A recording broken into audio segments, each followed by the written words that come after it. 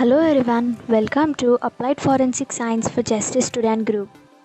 Today's topic is about application of forensic psychology in civil and criminal legal proceedings. I'm Amita Shaini, a volunteer of Applied Forensic Science for Justice Student Group.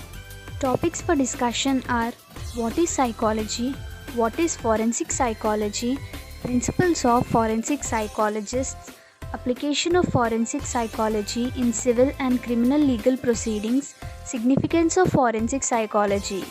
First and foremost, we look upon the topic what is psychology. Psychology is derived from a Greek word psyche, which means soul or mind, and logos means study. According to American Psychological Association, that is APA, psychology is defined as a scientific study of human mind and behavior. In simple terms, we can remember psychology as science of behavior plus mental processes of a human. The next topic is about what is forensic psychology. Forensic psychology is the application of scientific principles of psychology to legal proceedings. There are three stages to process a human memory. They are perception or encoding, second, retention or storage, and the third is retrieval. Stages of memory. The first stage is encoding. The psychologist usually tries to receive information, process the information, and combine the information received from the other person. And the second stage is storage. Usually here, creation of a permanent record of the known information takes place. And the third one is retrieval. The psychologist try to recall or recognize the known information.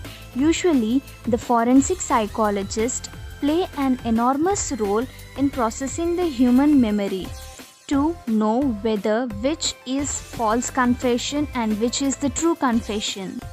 Forensic psychology is mainly used for investigation, evidence collection, and evaluation of statement made by victim or suspect.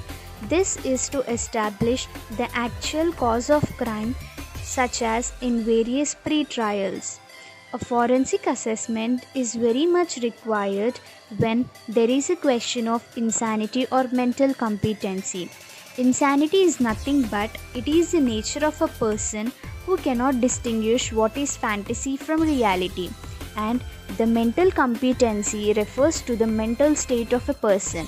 This can only be known by a psychologist whether the opponent person is mentally stable or not. Forensic psychology acts as a very powerful weapon in fighting against the criminals and handling the criminals to induce them to follow the correct path, that is, to the side of law. The next topic is about principles for forensic psychologists.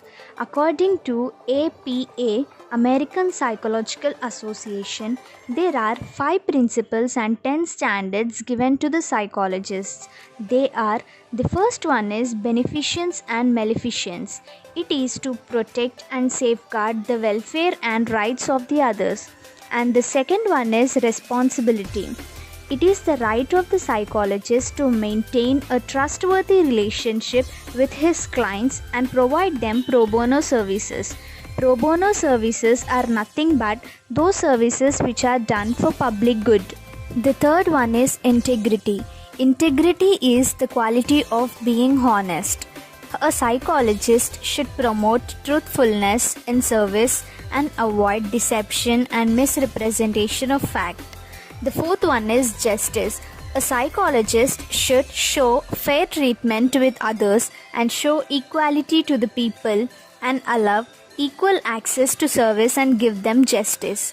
The fifth one is respect for people's right and dignity. A psychologist should respect the dignity of the people, maintain privacy and rights of others. The next topic is application of forensic psychology in legal proceedings. The first one is assessment of mental condition. Forensic psychology enables the psychologist to help in analyzing the mental condition of the person to know whether he is suffering from insanity or to avoid the death sentence and imprisonment. Therefore, a forensic psychologist is an expert in determining whether a person is suffering from mental disorder or not. The second one is assessment of child's custody in divorce case. After the parents receive divorce from the court, the main question arises about the child's custody. It is a very crucial problem in which a forensic psychologist have to make toughest decision by keeping the child's future in mind. Forensic psychologists analyze the parents carefully, and after evaluating them, the psychologists recommend the judge or to the jury about to whom the custody should be given.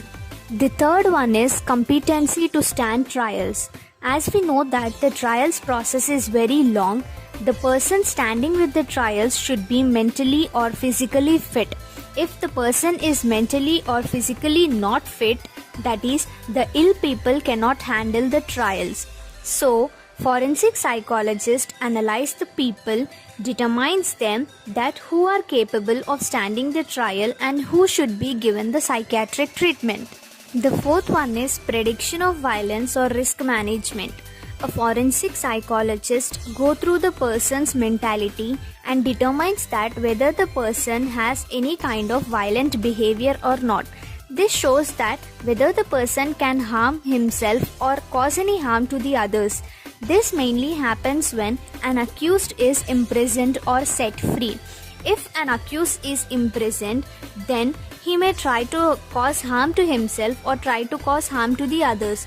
But if an accused is set free, if any kind of revenge plan is there within him, then he will definitely try to harm others. The fifth one is evaluating eyewitness testimony of adults and children. A forensic psychologist put all his efforts to evaluate that to what extent the eyewitness testimony is accurate. Eyewitness testimony is nothing but an evidence given by the person in court about the events happened in the crime or the people involved in the crime. Psychologists usually be friendly with the person and try to determine whether the extent of eyewitness testimony is reliable or not. The sixth one is juvenile delinquency. The word juvenile means child, a minor. The category of persons whose age is under 18 is known as juvenile, and delinquency means crime. Juvenile delinquency is defined as the crime committed by the children.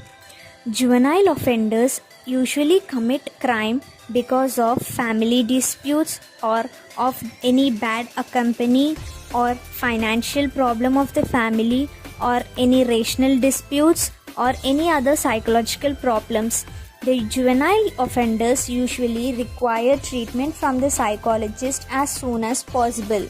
The treatment plan can be given by the court by providing them the treatment or under prohibition requirements, and then the sentence is given under the law.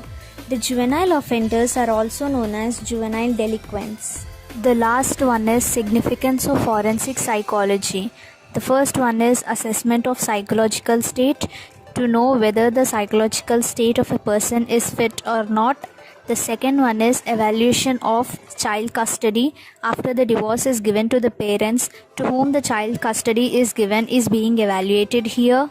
The third one is interpretation of polygraphic data, that is whether the person undergoing the polygraphic analysis is telling the accurate truth or not. The fourth one is competency to face trials, whether the person standing the trials is capable or not. The fifth one is evaluation of possible malingering, that is whether the person is trying to escape from the punishment or really he is confessing or not.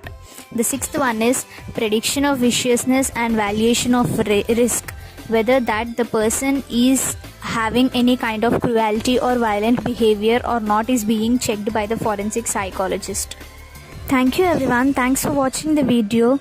Please like the video, share the video and click on the subscribe option for latest updates from our group. Thank you.